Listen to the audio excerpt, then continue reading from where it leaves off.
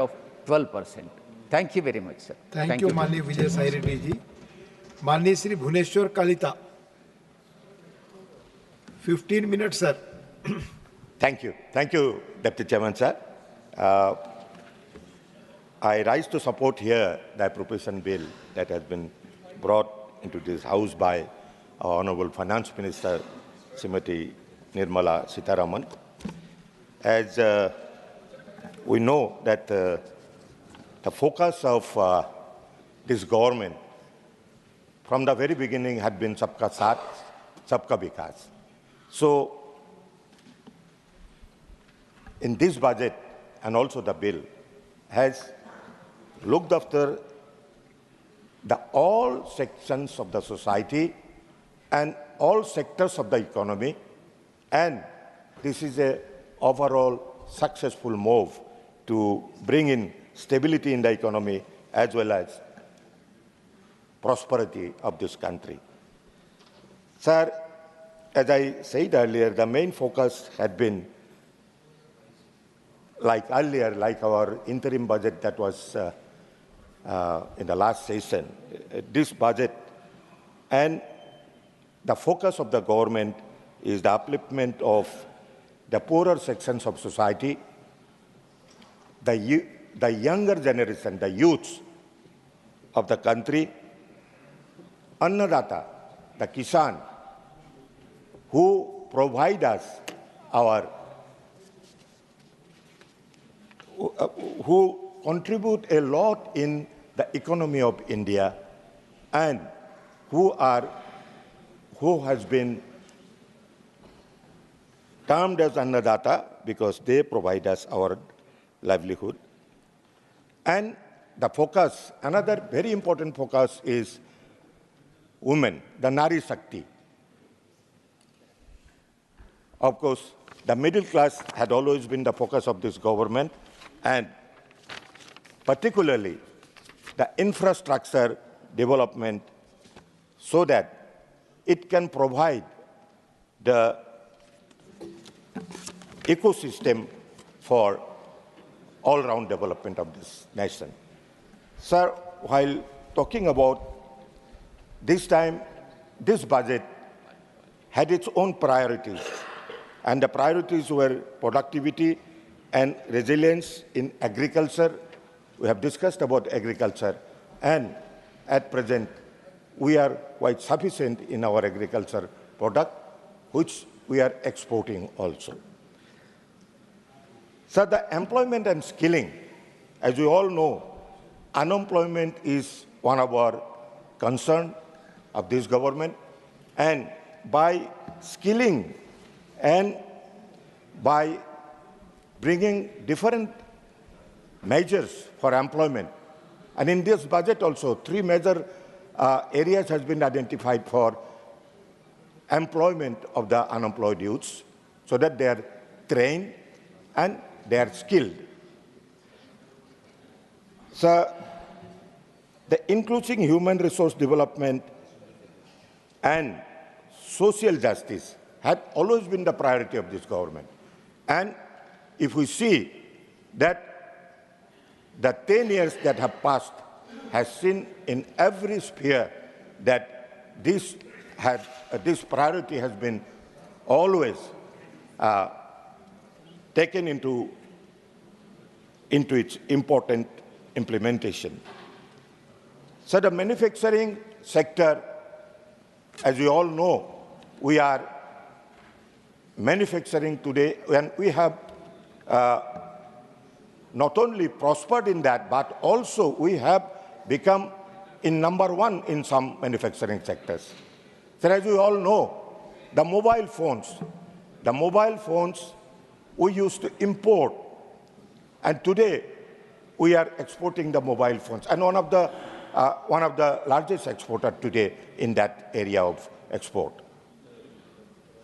So the service sector has been well looked after, and we have discussed about the urban development. We all see the coming up of smart cities. 100 smart cities have come up, and the cities which were there which were lacking some facilities, lacking the proper development, has been looked after under this smart city scheme. And today, if we go anywhere, we see the change. Sir, while talking about the smart city and the cities which are situated in remote areas, I can talk about my own city. Sir, you have visited the city earlier, many of us, and you have seen the Guwahati, the earlier Guwahati.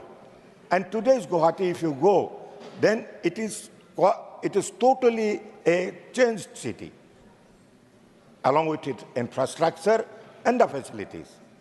Yes, as our cities were built long before, it used to be unplanned. So bringing those unplanned cities into a planned one with proper development has made our cities better, and better facilities are. And then, along with the infrastructure and other facilities, the urban poor are also provided with dwelling houses. And today, along with PMAY and PMAY Urban, both has played a greater role in developing our cities and rural areas. So, the main focus, one of the main priority of this government had been energy security. So, in energy sector, many more projects are being added so that they can make the energy sector, because energy is the key for development, for industrial development. So the energy sector had been the priorities, and main focus has been given to that. Sir, while talking about infrastructure, sir, there's lack of infrastructure at one point of time.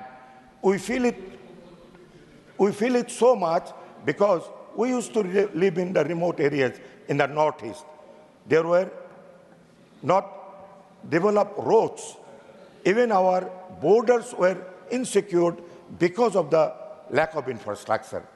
Today we are proud that India has built developed infrastructure even in the remote areas. I can talk about, sir, when we lost 1962 aggression of China, we lost because we did not have proper border roads.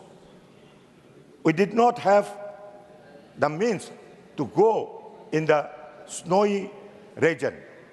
So today, we are proud that in spite of having snowy region, in spite of being snowy region, we have built tunnels so that our defense forces can go to the border to secure our border. While talking about the tunnel, the government has built border roads in entire country, in entire borders, and today there is hardly any place where there is no road, no border road we can see. So,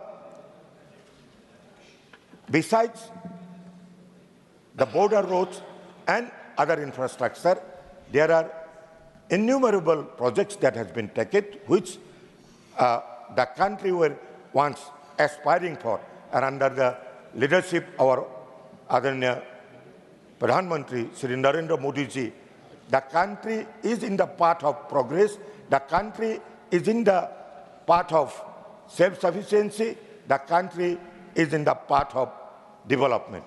So, one part to take the country for development of a country is the innovation, research and development. Yes, we have many projects, we are building many projects, we are doing the best, but then we need to have innovation and research development, because the traditional way of making things get changed. So in the changed atmosphere, in the changed environment, we have to find technology. We have to find means by innovation and research and development. So the economic reforms have come in a big way, and these economic reforms has given us the impetus, and today we can say, and we are proud, that when India was in the 10th place of economy, world economy, today, after 2014, by 2019, we are in the 5th position. And very soon, in 2-3 years, India can reach to the 3rd position in the world economy. So that is where our reforms are working. We are thinking about the next generation reforms, because that is one area which will take us forward, which will take us to our aspiring goal. So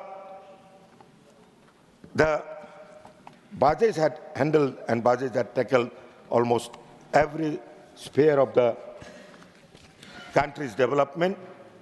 I would like to now mention some of the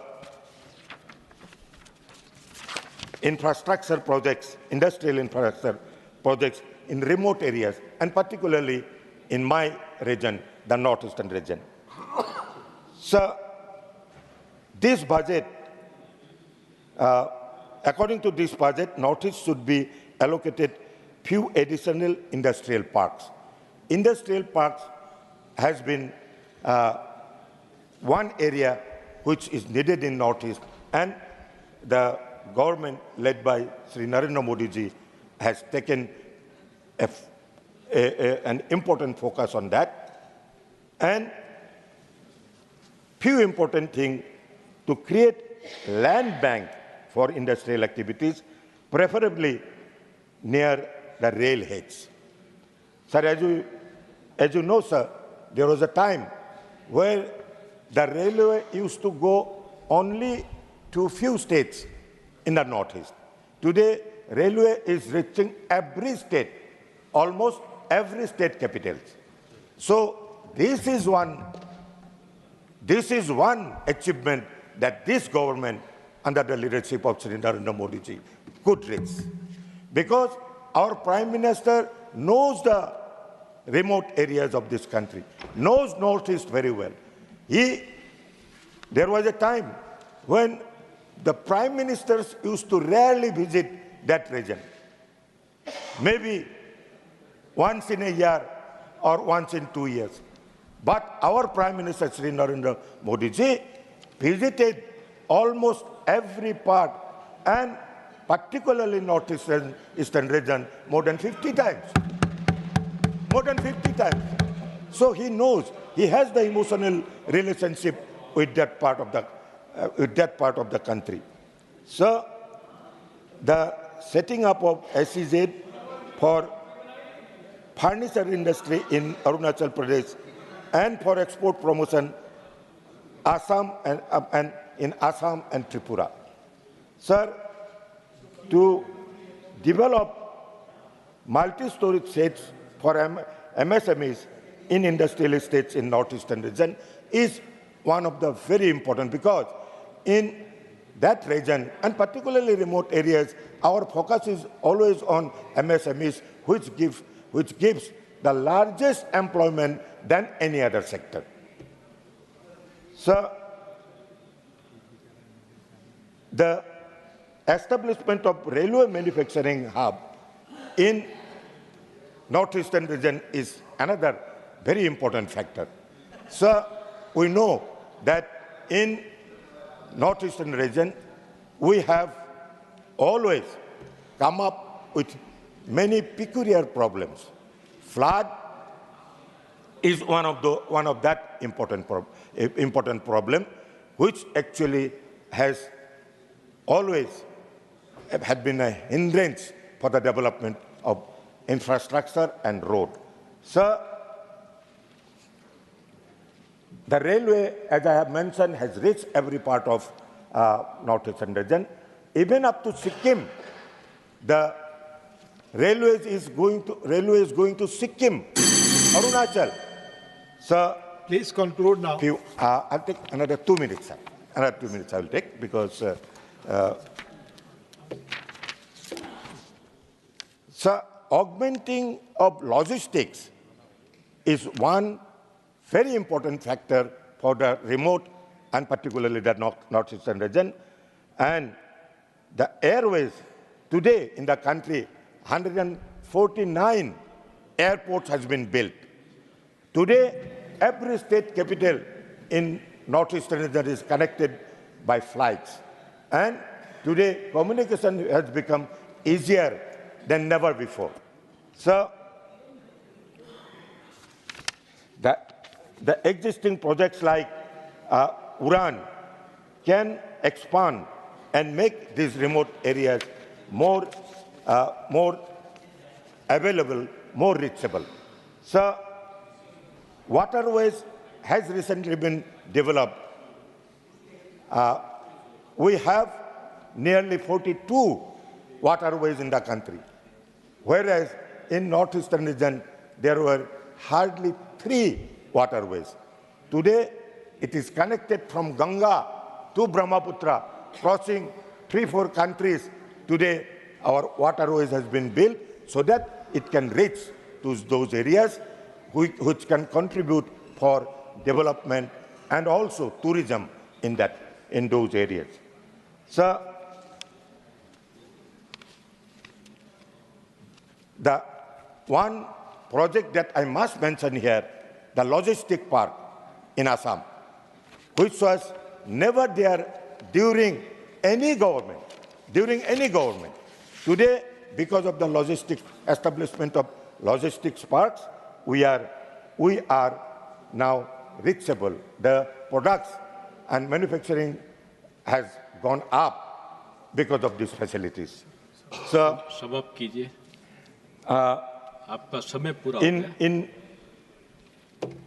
in infrastructure, I may mention here the railway, as I have mentioned earlier, that this will facilitate the transportation of agricultural produce from the northeast, ensuring better preservation and quality.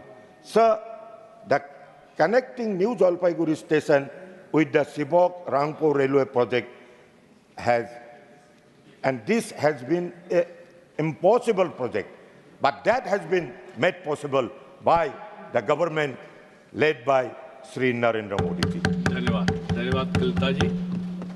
Sir, the Dimapur Kohima, Ziribam Imphal, Bhairavi, Sairang projects are some of the very important projects of railways, and to expedite operationalizing the Agartala-Akhura rail connectivity.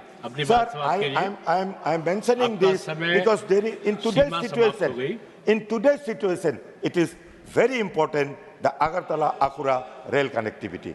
Sir, if I mention here that there was a time when the government in Delhi used to allocate only 500 crore rupees for border development. Yes. And today, you see the bridges, new bridges have come up.